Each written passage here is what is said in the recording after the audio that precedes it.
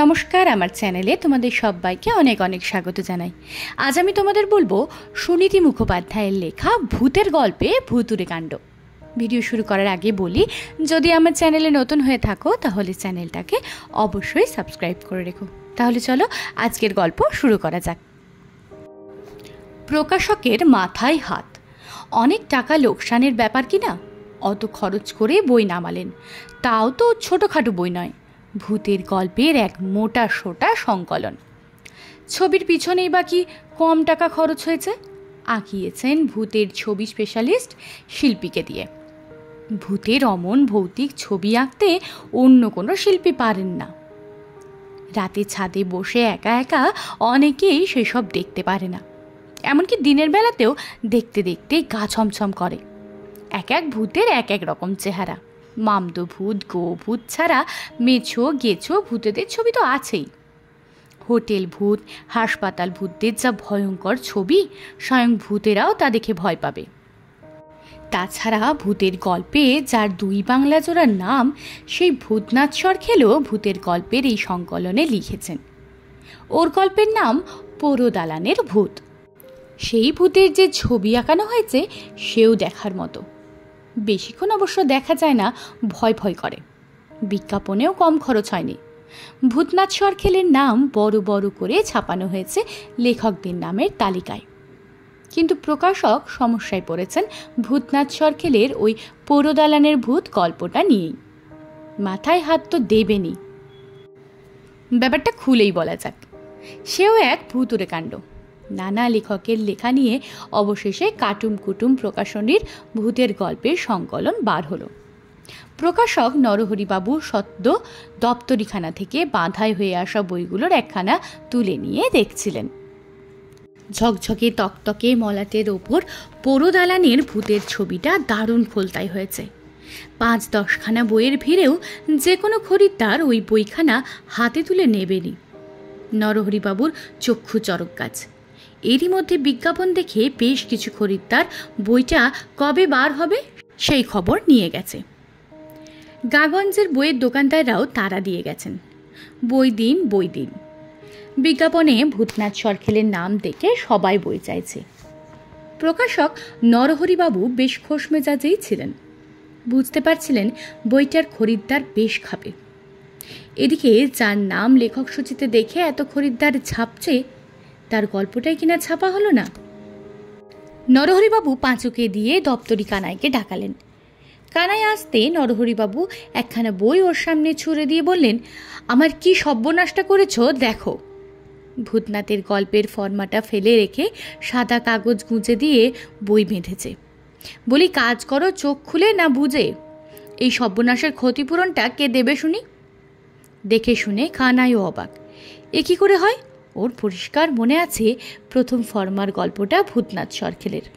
গল্পের শুরুতে পোড়ো দালানের ভূতের বিকট ছবিটা ওর স্পষ্ট মনে আছে।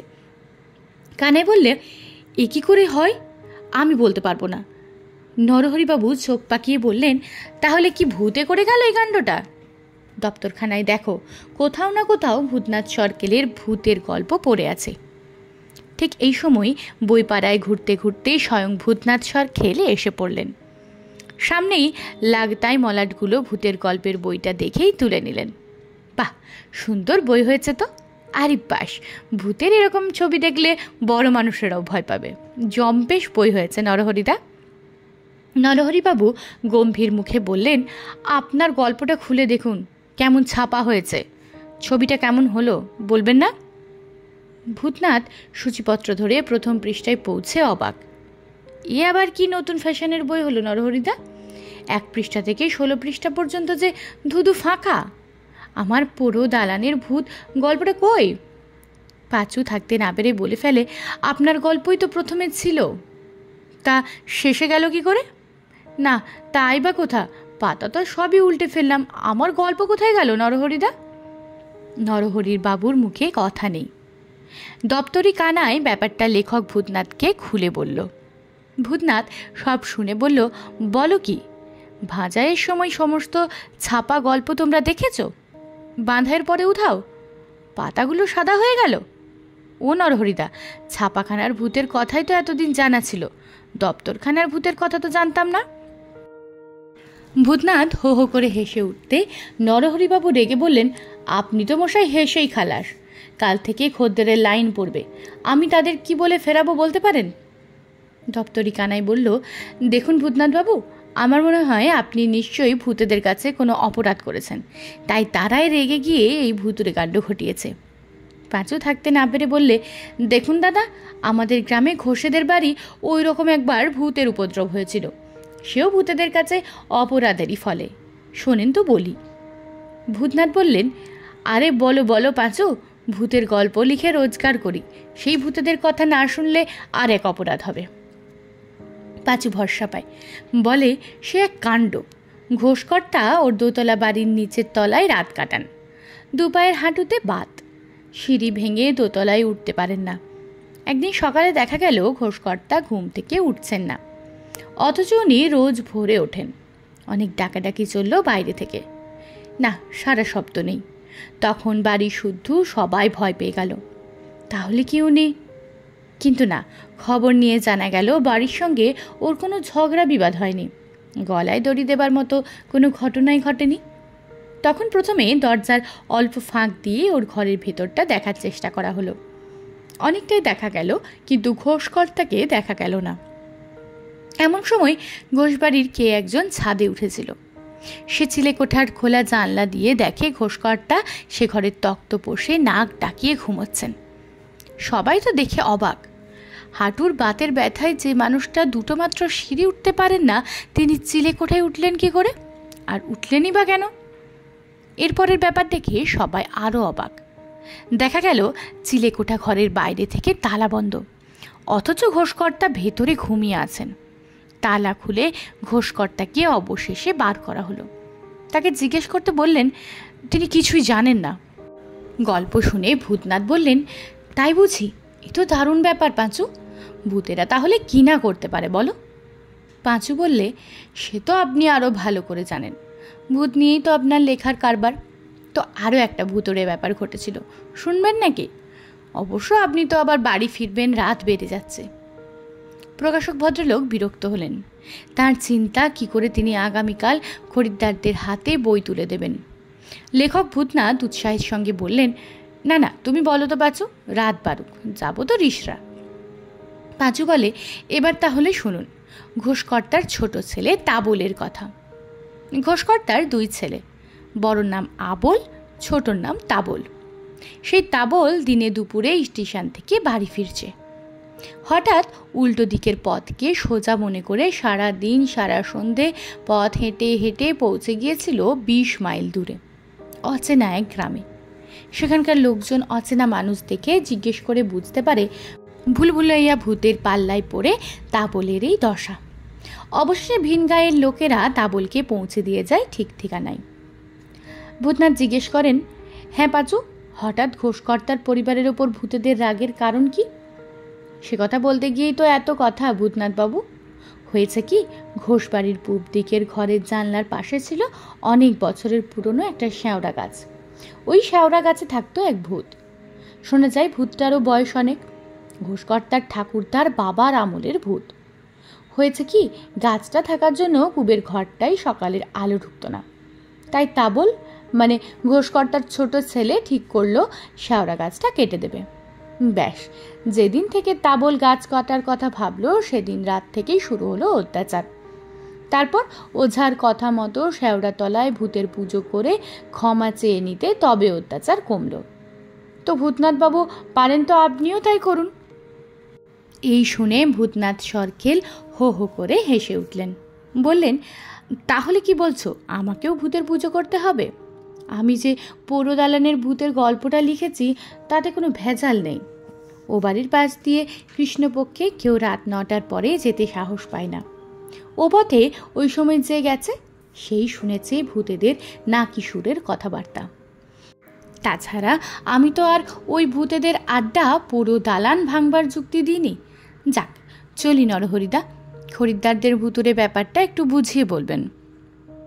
ভারী রাতের গাড়িতে ফিরতে ফিরতে ভূতনাথ সরখেলও কিছুটা চিন্তিত হলেন বই কি। ভূতেদের নিয়ে এত লিখেছেন, কখনো কোনো লেখা নিয়ে এই ধরনের বিভ্রাট হয়নি। তখন ঘড়ির কাঁটা রাত 12টার কাছাকাছি। স্টেশনে নেমে কোনো রিক্সা পেলেন না। ওর বাড়িটা রিষ্টার 3 নম্বর কলোনি পার হয়ে একটু ভেতরের দিকে। হাঁটতে হাঁটতে এগিয়ে চললেন বাড়ির দিকে। বাজার ছাড়িয়ে ওয়াটার ট্যাঙ্কটাকে বাঁ পাশে রেখে সোজা পশ্চিমে জনহীন একটা পথ পার হয়ে গেলে তবে ভূতনাথবাবুর বাড়ির দরজা। মাঝে একটা লাইট পোস্টের মাথায় একটা ঘোলাটে আলো। আলোটা অন্ধকার ভাবটাকে বাড়ায় বই কমায় না। তবে ভূতনাথের এই পথটা মুখস্থ, তাই কোন জায়গায় গর্ত, কোন জায়গায় ইট ওঠা, কোন জায়গায় জমা জল কাটাবার জন্য নালা কাটা ভূতনাথের জানা। কিন্তু আজ রাতে সবই যেন ভুল হয়ে যেতে থাকে। কেমন যেন গোলমাল বেঁধে যাচ্ছে পরিচিত পথটায়। কখনো গর্তে পা পড়ছে, কখনো ইটে ঠোকর খাচ্ছেন। অবশেষে এসে পড়লেন নালাটায়। আসলে ওর মনটা পড়ে আছে ভূতের গল্পের সংকলনের সাদা পাতাগুলোর দিকে। দপ্তরিখানার কানাই বলেছে সে পোড়োদালানের ভূত গল্পটা ছবি সমেত ছাপা পাতায় বেঁধেছে। অথচ ঠিক এমন সময় পাশের ঝুপসি সিরিজ গাছটা থেকে ছায়ামূর্তির মতো কারা যেন নেমে পড়ল, ঘিরে ফেলল ভূতনাথ সরখিলকে। ভূতনাথ কিছু জিজ্ঞেস করবার আগেই ছায়ামূর্তিরা বলল, আমরা সবাই ভূত, তুমি তো আমাদের ভাঙিয়ে বেশ টাকা পয়সা রোজগার করছো। বলি, যে দালান ভূতের আড্ডার কথা লিখেছ ওখানে কি আমরা থাকি? অমন বাজে জায়গায় আমরা থাকি না। তাহলে রাত বিরেতে লোকেরা যে তোমাদের নাকি সুরে কথা শুনতে পায় সেসব? ভূতেরা বলে, ওসব জ্যান্ত মানুষ ভূতের কথা। তোমাদের মধ্যে কেউ কেউ ভূতকণ্ঠী আছে কি না? ভূতকণ্ঠী বুঝতে পারলে শোনো, তোমাদের যারা হেমন্ত বা লতার মতো অবিকল গান গায় তাদের হেমন্ত কণ্ঠী বা লতা কণ্ঠী বলে। তেমনি ঠিক তোমাদের মধ্যে যারা ভূতের গলায় কথা বলতে পারে তারা ভূতকণ্ঠী। তা ওই ভূতকণ্ঠীরা কি করেছে আমি তো জানি না, কারাই বা ওসব করে তাও আমি তো জানি না। শোনো, ওই ভূতকণ্ঠীদের দিয়ে আমাদের গলা কেউ করিয়ে নিয়েছে। সেই রেকর্ড রাত 9টার পর থেকে ওই বড় দালানের বাড়িতে বাজানো হয়। লোকজন শোনে আর ভাবে ভূতেরা কথা বলছে। যত চোর ডাকাত আর গুন্ডাদের আড্ডা ওই দালান বাড়ি, যাতে কোনো লোক ওদের ডেরায় না যায়, তাই ভয় দেখাবার জন্য এদের এইসব কাণ্ড। ভূতনাথ হাত জোর করে বলে, আমার তো তাহলে খুব ভুল হয়ে গেছে। হয়েছে তো, তোমরা এখনকার লেখকরা ওই সব মিথ্যে খবর চালিয়ে পয়সা কামাচ্ছ, আসল ব্যাপারের খবর না নিয়েই গল্প বানাচ্ছ। তাহলে একটা কথা জিজ্ঞেস করি, আমার পোড়ো দালানের ভূত গল্পটা কি তাহলে তোমরাই কিছু করে দিয়েছ? ভূতেরা বলে, হ্যাঁ, কালো কালিকে সাদা কালি করে দিয়েছি। সাদা কাগজে তাই কিছু বোঝা যাচ্ছে না। ভূতনাথ কাঁদো কাঁদো গলায় বলেন, তাহলে উপায়? প্রকাশক নরহরিবাবু তো মাথায় হাত দিয়ে বসেছেন। আমাকেও এখনো টাকা দেননি। পাতাগুলো সাদা হয়ে থাকলে তো বই বিক্রি হবে না। ভূতেরা বলে, সব ঠিক হয়ে যাবে, কথা দাও তুমি আর একটা গল্প কোনো কাগজে লিখে জানাবে যে ওই পোড়ো দালানে ভূতেরা থাকে না, থাকতে পছন্দ করে না, থাকে চোর ডাকাত গুন্ডারা। পুলিশ ওদের ধরে জেলে ভরুক, তাহলেই বদমাইশ লোকেরা ওখানে আড্ডা দেবে না, আমরা ওখানে গিয়ে থাকতে পারবো, কথা দাও। ভূতনাথ বললেন, বাবারা, আজ রাত বেড়ে গেছে, ঘুমও পাচ্ছে খুব, না হলে রাতেই লিখে ফেলতাম। কথা দিচ্ছি, কালই আমি সেই গল্প লিখে ফেলবো। আমাকে দয়া করে ছেড়ে দাও, আর ওই সাদা কালিকে কালো কালি করে দাও। যাও, সব ঠিক হয়ে যাবে, কথা রেখো কিন্তু, না হলে তোমাকেও ভূত বানিয়ে ছাড়বো। বাড়িতে ফিরে ভূতনাথ কাউকে কিছু জানতে দিলেন না। পরের দিন যথাসময়ে দৌড় দিলেন কাটুম কুটুম প্রকাশনের নরহরিবাবুর কাছে। তিনি তখন বোবার মতো বসে আছেন আর 5 খরিদ্দারদের সামলাচ্ছে। ভূতের গল্পের বই না পেয়ে খরিদ্দাররা নরহরিবাবুকে গরম গরম 5 কথা না শুনিয়ে ছাড়ছে না। ভূতনাথ কাউকে কিছু না বলেই গাদা থেকে একখানা ভূতের বই তুলে নিলেন। বইটার প্রথম কয়েকটা পাতা দেখেই আনন্দে লাফিয়ে উঠলেন। প্রকাশক নরহরিবাবু ওর লাফানি দেখে রেগে বললেন, আমার সর্বনাশ দেখে আপনার আনন্দ হচ্ছে? ভূতনাথ নরহরিবাবুর সামনে বইয়ের পাতাগুলো দেখিয়ে বললেন, আনন্দ আপনারও হবে। এই দেখুন। নরহরিবাবু অবাক। আরও 5-10খানা বই খুলে দেখা গেল, না, সাদা পাতা নয়, ঝরঝরে ছাপা, আর পোড়া দালানের ভূতের ছবি ভয়ঙ্কর সুন্দর কঙ্কাল নিয়ে দাঁড়িয়ে আছে। নরহরিবাবু আনন্দে পাগল হয়ে গিয়ে বললেন, এ কী করে করলেন ভূতনাথবাবু? পিসি সরকারের ম্যাজিক আছে দেখছি নাকি? ওরে পাঁচু, মিষ্টি নিয়ে আয়, কানাইদের ডাক। ভূতনাথ বললেন, না পাঁচু, আগে ফিরে যাওয়া খদ্দেরদের ডাকো। আর নরহরিবাবু বলুন, রিশরার ভূত জিন্দাবাদ। নরহরিবাবু মহানন্দে তাই বলে উঠলেন আর বললেন, ভূতনাথবাবু, এরকম কিছু একটা না হলে লোকসানের দুশ্চিন্তা আর অপমানের জ্বালায় আমি আজই মারা যেতাম। ভূতনাথ বললেন, আর দাদা, মারা যাওয়ার পর আপনি ভূত হলে আমি সেই ভূতকে নিয়েই একটা পুরো বই লিখতাম, আপনি ছাপতেন তো? নরহরিবাবু মহানন্দে বললেন, ছাপতাম না মানে? ভূতনাথ বুঝলেন প্রকাশক নরহরিবাবু আনন্দে এখনই ভূত হয়ে গেছেন। আজকের গল্পটা ছিল এই পর্যন্তই। গল্পটা ভালো লাগলে ভিডিওটা একটা লাইক করে দিও, বন্ধুদের সাথে শেয়ার করতে ভুলো না। দেখা হচ্ছে পরবর্তী ভিডিওয়। আজকের জন্য টাটা।